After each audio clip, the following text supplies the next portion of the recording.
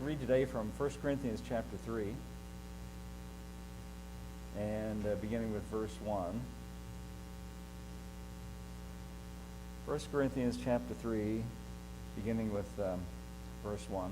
Paul's writing, of course, to the Corinthians. This is a church that he founded, he started. So he's writing to people that he already knows, and he's writing to people who are his converts, we might say. And he starts this way in verse 1. And I, brethren, could not speak unto you as unto spiritual, but as unto carnal, even as unto babes in Christ. I have fed you with milk, and not with meat, for hitherto you are not able to bear it, neither yet now are you able. For you are yet carnal. For whereas there is among you envying, strife, and divisions, are you not carnal and walk as men? For while one saith, I am of Paul, and another, I am of Apollos, are you not carnal? Who then is Paul, and who is Apollos, but ministers, by whom you believe, even as the Lord gave to every man? Now, let's just stop for a moment and talk about that.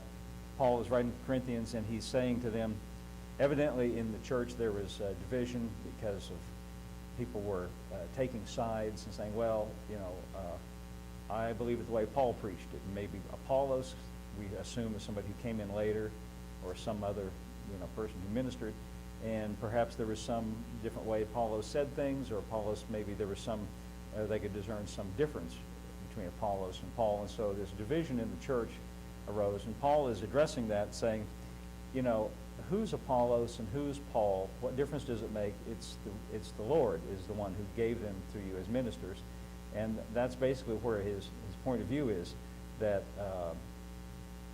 God is the one who initiated the church and the preaching, and though there are differences in the way that different ministers present things and even differences in what they say, our ultimate faith is not in some human instrument or some human person who delivers a message, but in the God that's behind both of them. So here's his analogy in verse 6 that he begins to make to try to explain the situation. A metaphor, an analogy, or an illustration, we might say. Verse 6, he says, I have planted, Apollos watered, but God gave the increase. Now, what does he mean by that? When he says, I planted, he didn't literally go there with some seeds in his hand. He went there and preached, right? That's what he means by planted. And Apollos didn't come with a watering can. He came and preached. That's what he means. But he said God is the one who gave the increase. Now, he uses the example of agriculture. He says one person plants, another person came along and watered. But really, the person that plants doesn't make the seed grow. And the person that waters doesn't make the seed. It's God that makes nature work. In other words, makes the seed grow. So that's what he says in the next verse. So then, neither is he that planteth anything, neither he that watereth, but God that giveth the increase. So in other words, look beyond the human instruments to God who, in other words, if there was any blessing in your life, if you got anything good, it's God that gave it to you. Human ministers or speakers are just those people delivering the message, and everybody tells it the way they see it. But if you get something good, God's the one that gave it to you. That's a really good thought there. Verse 8 says, Now he that planteth and he that watereth are one, and every man shall receive his own reward according to his own labor. Verse 9 says, For we are laborers together with God, and you are God's husbandry. Now that word husbandry is an old-fashioned word. We don't really use that today. He means by that a vineyard or a garden. In fact, some translations say it that way. We are laborers together with God. You are God's garden. In other words, the church, the ordinary Christians, God's garden. He's the one who is ultimately bringing about the growth in our lives. The church is the garden. Now he changes, after the comma then, he changes his metaphor or his analogy or his illustration. And then he says after, you are God's husbandry, meaning you are God's garden, the place where God's planting and his work is taking place. The metaphor now changes, it says, ye are God's building. Now instead of a illustration of a garden, he now is going to change the picture a little bit. He's still trying to make a spiritual point, and he's using these pictures to try to make the point. So the last part of verse 9 says, you are God's building. Now he's going to use the analogy of an architect and building a building to try to make this point. Verse 10, according to the grace of God, which is given unto me, as a wise master builder, I have laid the foundation, and another buildeth thereon. But let every man take heed how he buildeth thereupon. Now, in this illustration, his fundamental thought is this. When he says, I am like a wise master builder, I laid a foundation, he doesn't mean that he came there with a shovel and he dug a ditch and they poured a concrete slab and like that. That's not what he means. He doesn't mean literally, but he means figuratively speaking, he laid a foundation. Same way he said he planted back in the previous verse. He preached. His preaching, he says, was like laying a foundation. And then he says someone else came and built on it. Now, evidently, what he has in mind, the most direct interpretation of this is he came and preached and started the church. The Corinthians are his converts. It was his preaching that got them started. And then Apollos evidently came in later, and he says he's likening him to somebody building on the foundation. Does that make sense so far? So, having the message or the preaching is what the foundation is that he's talking about. And then he says, let every man take heed how he buildeth thereupon. And by the way, what does he mean by that? Take heed how he buildeth thereupon. Well, what that means is when there's a foundation, you have to pay attention to how you build on the foundation. That's what it means. Or, let me say it another way. You want to build on the foundation what is going to be compatible with the foundation, what's going to stand on the foundation. You don't want something built on a foundation that doesn't agree with it or that won't fit with it, in other words, because the whole thing might collapse. Does that make sense? That's why he says, take heed how he buildeth thereupon. Now he says in verse 11, just to make things crystal clear, or try to anyway, verse 11 says, for other foundation can no man lay than that is laid, which is Jesus Christ. Now, we understand from what we've read so far that what he means by the foundation, he means the message that he preached, the message that they believed, the message that got them started.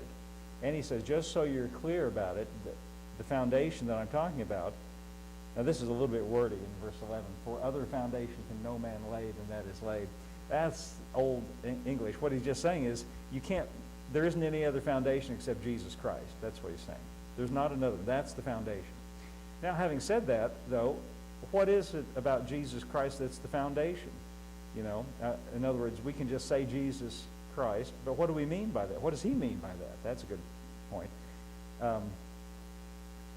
What he means, I'll cut to the punchline first, or cut to the end and tell you what he means, then I'll show you how I know that.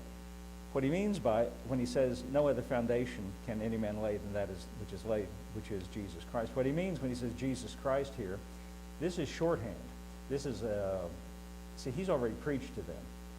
This is his abbreviated reference to his message. And what he means by that is specifically the death of Christ on the cross and what that accomplished. The cross, in other words. Now that it's an exclusive message. He means by that the work of Christ on the cross. Now, he does not have in view other things about Jesus that we might talk about, that we might bring into it. For instance, the teachings of Christ. You know, this might come as a shock to you, but Paul, and maybe not because I mention it all the time, Paul, the apostle here, was not one of the 12 disciples. He came later. In fact, he says to the Galatians, the message that I'm preaching, I didn't receive it from men. No man taught it to me, but it came by direct revelation from Jesus Christ. Paul was not one of the 12 disciples. As far as we know, he never came in contact with him during the earthly ministry of Jesus, because he never makes any mention of it. As far as we know, he never heard Jesus preach. He never mentions it. Do you know there are no references in Paul's writings to the teachings of Christ? You ever think about that? That is kind of a shocking thought. There are no references to the teachings of Christ. Now, I'm not saying that to demean the teachings of Christ. I'm just saying that what Paul means by the foundation is not the things that Jesus himself taught. It's what he did on the cross. It's the fundamental and most important thing. A lot of things that Jesus said, he wasn't even talking to you. That's kind of a shocking thing. Maybe I shouldn't tell you that. Hope that doesn't make you feel bad. There's a lot of things he said that some people read and are troubled by. But he said a lot of things addressed to the people. Do you know that Jesus, let me tell you a little illustration of this. And you might have read this story before. We could turn to read it, but I'm just going to refer to it. A woman came to Jesus with a problem. Her daughter was possessed by a devil, she said, and she begged Jesus to come and help her. And Jesus ignored her. She was not an Israelite. She was not a Jew. The scripture makes a point to tell us that she was a Syrophoenician woman, or a Gentile, in other words. And she came to Jesus with this problem, and he just ignored her. That's kind of shocking, isn't it? And then she kept bugging them, and the disciples finally said, Master, this woman is bugging us. That's my translation. She's irritating us. Send her away. And she kept bothering them and talking to them. And finally Jesus turned to her and she said, it's not appropriate to take the children's bread and to cast it to dogs. Now that's pretty harsh. Would you agree? Yeah, because the Jews viewed Gentiles. That was a common way that Jews viewed Gentiles. They're outsiders, they're dogs. Jesus said to her, it's not appropriate. She was a Gentile. She was not part of the nation of Israel. Jesus said, it's not appropriate to take the children's bread and cast it to dogs. Now, some people have interpreted that in many different ways. They can't accept what he said at face value. So some people say, well, he's using reverse psychology. He's trying to act like he's not wanting to help her, and not, he's just saying that, but he doesn't really mean it, to try to get her to stir up her faith more. No, he's not using reverse psychology. He's just telling it the way it is. He was not sent to anyone in his earthly ministry when he taught and did all the things that he did, except for the nation of Israel. He's explicit about that. He said in that passage, I am not sent to anyone except the lost sheep of the house of Israel. When he sent out the 70, remember that? He said, go not into the way of the Gentiles. Go only to the lost sheep of the house of Israel. Now, why was that, by the way? It's because Jesus came in his earthly ministry as the last prophet of the Old Testament. He came to fulfill all the promises made to the fathers. That's what Paul tells us in Romans.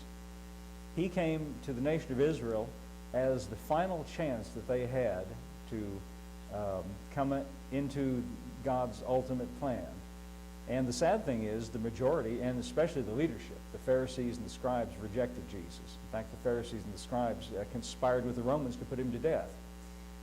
That's how much they rejected him. Now, in his death, in his resurrection, this ministry became universal. And now it's for everybody. That's why in the book of Acts, there's kind of a controversy, because now the Gentiles, anybody can come. Whosoever will, let him come, is what's now the rule.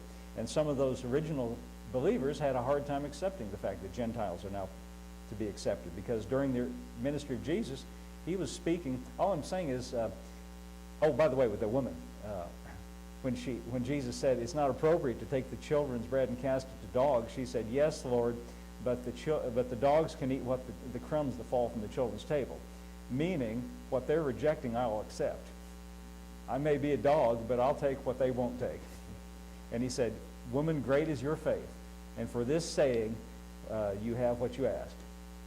Now, it wasn't her turn yet. Let's put it that way. Can I say it that way? It wasn't her turn yet. He came first to the nation of Israel because they were God's covenant people. There was a covenant. God had a responsibility to them. And he sent Jesus as the last messenger of that covenant. That's why he says, he says this expression all the time in the Gospels, the first shall be last. Who's the first? Those are the people that were first in line, the nation of Israel. And he's saying there's a great reversal coming. The first shall be last and the last first. In other words, the Gentiles, they're going to be, in this new covenant, they're going to be at the head of the line because they believe and you won't believe. That's what that means.